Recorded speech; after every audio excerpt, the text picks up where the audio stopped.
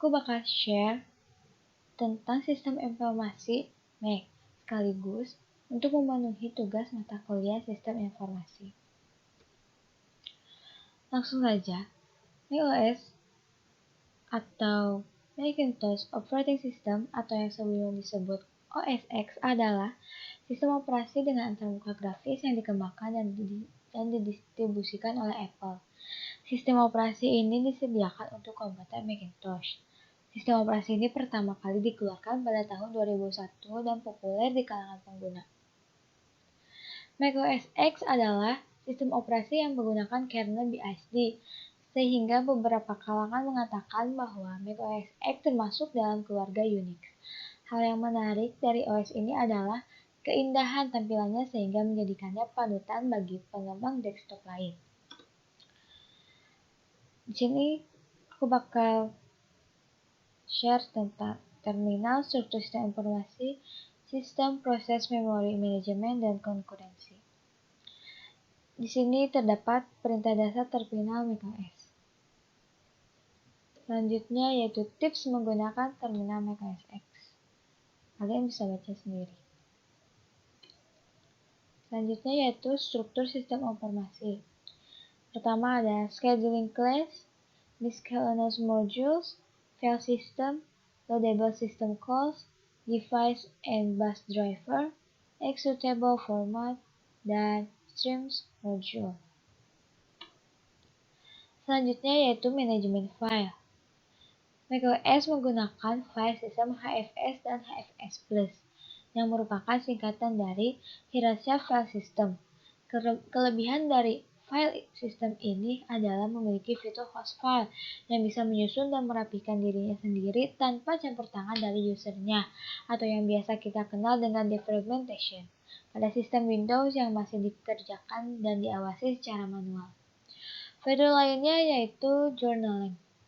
Maksudnya adalah aktivitas memantau susunan file system dan dapat memulihkan kembali sesuai dengan pantauan terakhir jika terjadi kerusakan pada file, benturan, gangguan elektris atau harddisk mengalami redundasi sebelum kerusakan ini menimpa file. Dan fitur ini juga bisa dinonaktifkan sesuai dengan kebutuhan si pemakai. Berikut adalah susunan file system yang ada pada macOS, yaitu ada volume, application, library, system, dan user. Selanjutnya yaitu manajemen proses. macOS X dibangun pada arsitektur mikrokernel Mac yang telah teruji dan terbukti. Mikrokernel Mac mengatur penggunaan CPU dan memori, menangani penjadwalan, memberikan perlindungan memori, dan menyediakan infrastruktur pesan ke seluruh sistem operasi di atas mikrokernel Mac bertengger yang menjadi dasarnya ialah FreeBSD. Lapisan BSD ini menyediakan sistem manajemen file, jaringan, kebijakan keamanan, model proses standar BSD dengan proses ID dan sinyal. Ia juga menyediakan implementasi standar POSIX yang menjadi benang banyak aplikasi seperti MySQL. Untuk fitur standar Unix, Apple telah menambahkan beberapa perbaikan.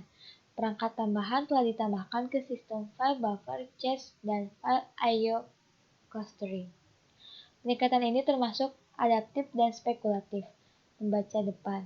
Proses pengguna dikendalikan membaca ke depan dan waktu umur sistem file buffer cache.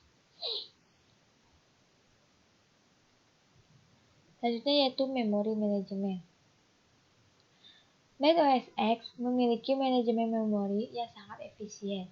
Sistem operasi Mac secara otomatis akan mengalokasikan memori dan menyesuaikan isi memori dengan kebutuhan. Di sini, di gambar ini ada 4 jenis memori muncul dalam diagram memori system. Yang pertama yaitu free, adalah jumlah memori RAM yang tidak digunakan. Kedua, wire, informasi dalam memori ini tidak dapat dipindahkan ke dalam hard disk, sehingga harus tetap di RAM. Jumlah wire memiliki tergantung pada aplikasi yang digunakan. Selanjutnya yaitu active. Informasi ini sedang berada di dalam memori dan baru saja digunakan. Ada juga inaktif, yaitu informasi berisi memori yang tidak aktif digunakan. Selanjutnya ada use, yaitu jumlah total memori yang digunakan. VM size adalah jumlah total virtual memori untuk semua proses pada Mac. page-ins atau page-outs. Hal ini mengacu pada jumlah informasi yang dipindah atau ditransfer dari RAM ke hard disk.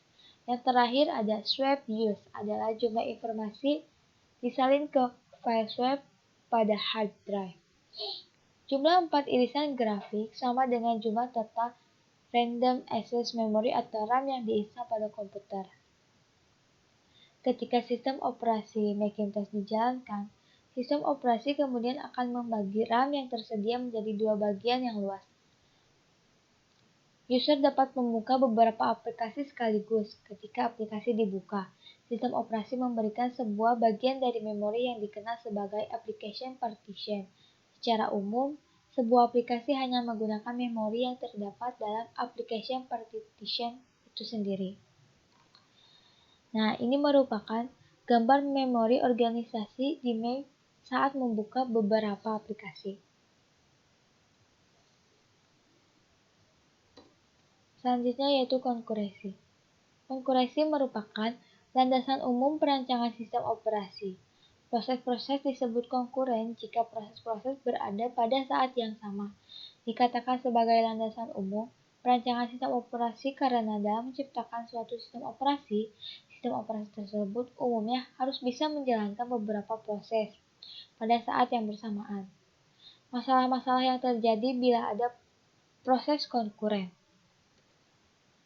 Pertama yaitu mutual exclusion, yaitu jaminan hanya satu proses yang mengakses sumber daya pada satu interval tertentu.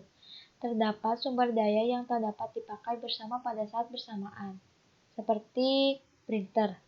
Sumber daya ini disebut dengan sumber daya kritis. Kedua ada deadlock, yaitu sekumpulan proses berkondisi deadlock bila setiap proses yang ada menunggu suatu kejadian yang hanya dapat dilakukan proses lain yang juga berada di kumpulan tersebut. Yang ketiga ada starvation. Proses dikatakan mengalami starvation jika proses-proses itu menunggu alokasi sumber daya sampai tak terhingga, sementara proses-proses lain dapat memperoleh alokasi sumber daya. Yang terakhir ada sinkronisasi.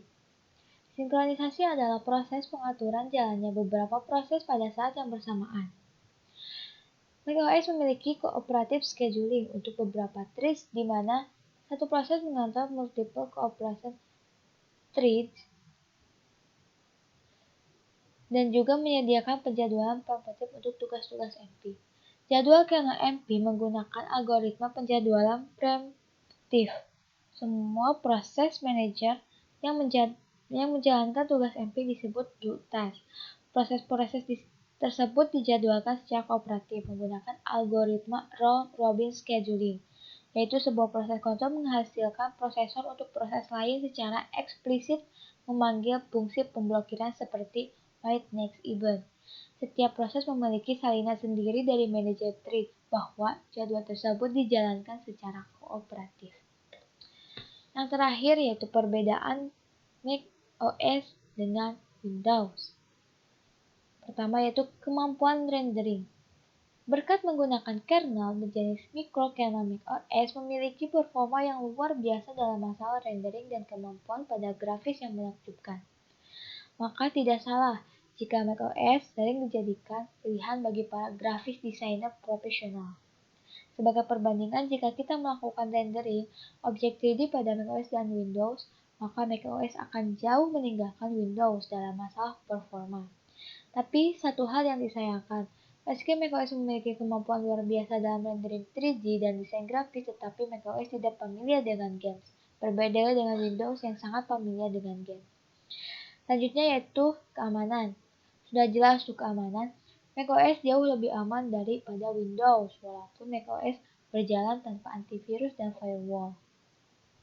Hal ini dikarenakan selain popularitas macOS yang berada jauh dengan Windows, yaitu pengguna macOS tidak lebih dari 5% dari pengguna komputer di seluruh dunia. Sehingga diasumsikan para hacker dan pembuat virus lebih tertarik membuat malware yang bisa berjalan di Windows daripada di macOS. Berakhirlah video ini.